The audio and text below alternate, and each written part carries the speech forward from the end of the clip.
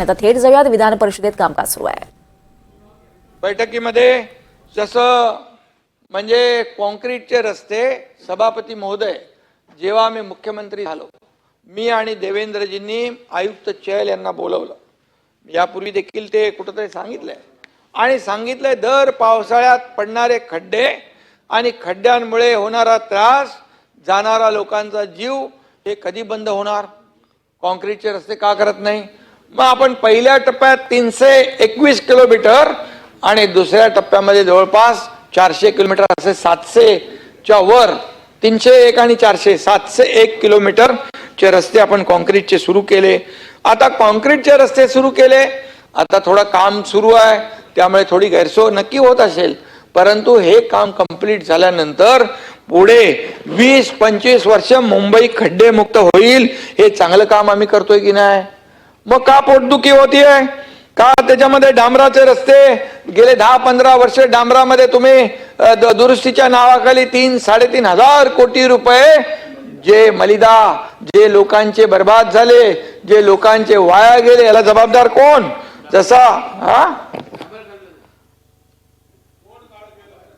आणि म्हणून या ठिकाणी डांबरात हात काळे करण्याची संधी आता मिळणार नाही आणि म्हणून जसा राजाचा जीव पोपटात असतो तसा काही जणांचा जीव मुंबईच्या रस्त्यात आहे आणि म्हणून या ठिकाणी जुन्या ठेकेदारांची मोनोपॉली आम्ही तोडून टाकली, नवे त्यामुळे काही लोक इतरलेत आणि म्हणून या ठिकाणी कॉन्क्रीटच्या रस्त्यांच्या कामाची चौकशी झाली पाहिजे असं जे लोक म्हणतात, नक्की चौकशी करायला पाहिजे।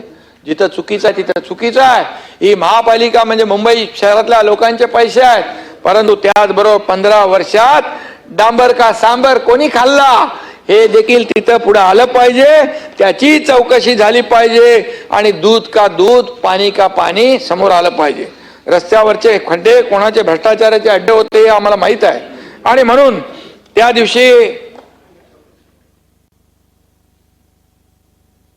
काही मिस्टर बीन ने डस्टबिनचा उल्लेख केला। सर्वसामान्य शिवसैनिकांचा मिस्टर बीन आहे ना, मिस्टर बीन सर्वसामान्य शिवसैनिकांना कचरा समजण्याची वृत्ती, त्यामुळे हे हाल झालेत, सगळेजण गेले। कचऱ्यातून जी एनर्जी सभापती महोदय निर्माण झाली ना, त्याचा हाय व्होल्टेज शॉक बसलाय आणि त्यातून काही लोक अजून सावरलेले नाहीत। बाळासाहेबांची शिवशाही त्यांनी काँग्रेसच्या डस्टबिन मध्ये टाकली होती, ती आम्ही सुरक्षित बाहेर काढण्याचा प्रयत्न केलेला आहे आणि म्हणून डस्टबिन मध्ये कोण बसलं होतं कुणी बघितलं नाही, परंतु बाहेर आल्यानंतर कुणाला घाम फुटला होता हे पाहिलं, 3-3 ग्लास पाणी कुणी पिलं हे पाहिलं, चहा मागवा म्हणाले, चहा पण पिली, पण चहा कुठली होती? वाघ बकरी चहा, ती पाहिली आणि म्हणून मला जास्ती बोलायचं नाही, बोलायला लावू नका, बात निकलेगी तो दूर तक जाएगी। आणि म्हणून अंतिम आठवड्याच्या प्रस्तावात विरोधी पक्षांनी महिलांवरील अत्याचारांच्या घटनांचा उल्लेख केलाय। माझ्या हातात मागच्या 10 वर्षातील घटनांचा तक्ता आहे। तुमच्या काळात काय झालं आणि आमच्या काळात काय झालं याची काय तुलना मी करणार नाही, कारण ते बरोबर नाहीये। का शेवटी आपली जबाबदारी आहे कायदा सुव्यवस्था महिलांचं रक्षण करण्याची जबाबदारी आपली आहे आणि म्हणून आमच्या एकाही बहिणीवर अत्याचार होऊ नये, तिला निर्भयपणे समाजात वावरता आलं पाहिजे, ही सरकारची आणि आमची भूमिका आहे। सभापती महोदय, महिलांवरील अत्याचाराच्या घटनांबद्दल 0 टॉलरन्स ठेवावे पोलिसांना मुख्यमंत्री महोदयांनी आणि आम्ही सांगितलेलं आहे। लाडक्या बहिणींनी आम्हाला सत्ता दिली, त्यामुळे माझी लाडकी बहीण सुरक्षित बहीण असली पाहिजे, ही आमची भूमिका आहे।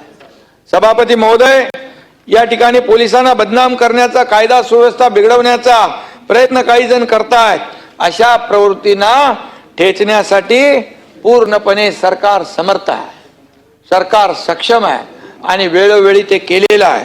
आम्ही पूर्णपणे पोलिसांच्या जे कर्तव्यदक्ष पोलीस आहेत त्यांच्या पाठीशी ठामपणे उभे आहेत, हे मी या ठिकाणी स्पष्टपणे सांगू इच्छितो।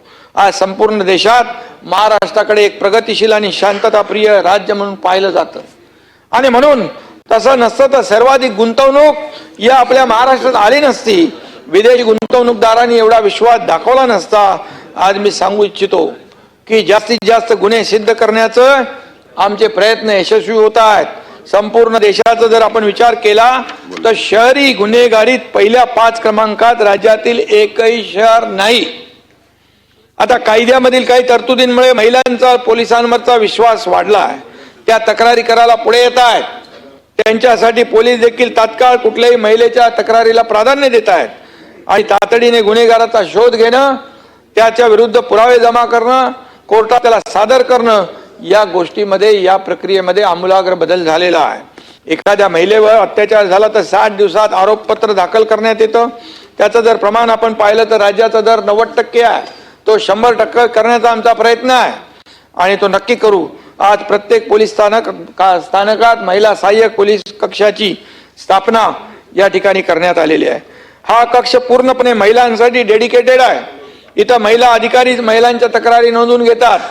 पोस्को कायद्याच्या बाबतीत सुद्धा राज्य शासन अतिशय गंभीर आहे, हे मी आपल्याला सांगू इच्छितो. यात एक विशेष कृती दल स्थापन करण्यात आलेला आहे. तसेच 1098 टोल फ्री क्रमांकावरून मदत करण्यात येते. असे गुन्हे निकाली काढण्याकरता न्यायालय कार्यरत होत आहेत. दामिनी पथक, निर्भया कक्ष आणि भरोसा सेल सुरू करण्यात आलेला आहे. निर्भया फंडासाठी सुद्धा 250 कोटी रुपयाची तरतूद केलेली आहे, निधी दिलेला आहे. एखाद्या महिलेने फक्त 112 नंबर डायल केला तर तातडीने तिला मदत आल्याशिवाय राहणार नाही. या रिस्पॉन्स टाइम, हा जो रिस्पॉन्स टाइम आहे देशात 2ऱ्या क्रमांकावर आहे आणि तो लवकरच पहिल्या क्रमांकावर आणण्याची भूमिका आपल्या सरकारची आहे. 2023 मध्ये हा रिस्पॉन्स टाइम 8.5 मिनिटं इतका होता.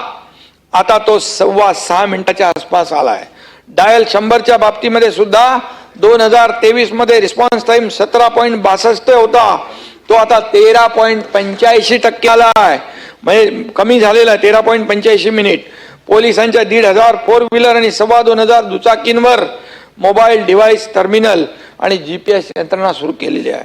याच पद्धतीने अनैतिक मानवी वाहतूक रोखण्यासाठी पोलिसांचे आणि गृह विभागाचे समन्वय कक्ष आहेत आणि या कक्षांकडून योग्य ती कारवाई तातडीने करण्यात येते. ऑपरेशन मुस्कान हे नाव आपण सगळ्यांनी ऐकलेलं आहे. लहान मुलांच्या शोधासाठी हे ऑपरेशन मुस्कान काम करते. संपूर्ण देशात राज्याच्या या उपक्रमाचा गौरव करण्यात आलेला आहे. ही देखील आपल्यासाठी अभिमानाची बाब आहे. राज्यामध्ये 38,910 लहान मुलांना त्यांच्या पालकांची गाठ भेट घालून देण्यात आली. त्यांना शोधलं ऑपरेशन मुस्कानच्या माध्यमातून आणि पालकांच्या स्वाधीन केलेला आहे. पोलीस तातडीने ऍक्शन घेतात आणि संबंधित गुन्हेगारांना दोष सिद्ध करण्यात कमी पडतात. यावर अनेक लोकांनी चर्चा केलेली आहे, चर्चा होत असते. पण मी खात्रीपूर्वक सभापती महोदय सांगू इच्छितो की गेल्या काही वर्षामध्ये शासनाने जे काही प्रयत्न केलेत त्यामुळे दोष सिद्धीचा दर दरवर्षी वाढतो आहे. 2015 मध्ये तो 33% होता. 2024 मध्ये हा दर 50.5% पर्यंत पोहोचला आहे. आता तो 75% पर्यंत जाईल. अशा प्रकारची कार्यवाही आपली सुरू आहे. गुन्हे सिद्ध करण्यासाठी AI सिस्टीम म्हणजे कृत्रिम बुद्धिमत्तेचा मोठ्या प्रमाणात उपयोग करण्यात येतोय. ट्रॅफिक मॅनेजमेंट मध्ये AI वर आधारित CCTVचा उपयोग करण्यात येतोय. यासाठी गुगल कंपनी बरोबर centre of excellence in AI करार करण्यात आलेला आहे. आता मुंबईमध्ये 2ऱ्या टप्प्यात 6,935, पुण्यामध्ये 3,495 CCTV कॅमेरे आणि ठाण्यामध्ये 6,051 कॅमेरे लावायचं काम सुरू झालं आहे.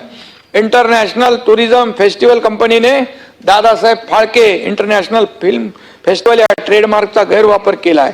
गुन्हा दाखल करून दोघांना अटक केलेली आहे. बँक खाती गोठवलेली आहे. टोरेज ज्वेलर्स प्रकरणी 53 आरोपीपैकी 20 जणांना अटक केलेली आहे.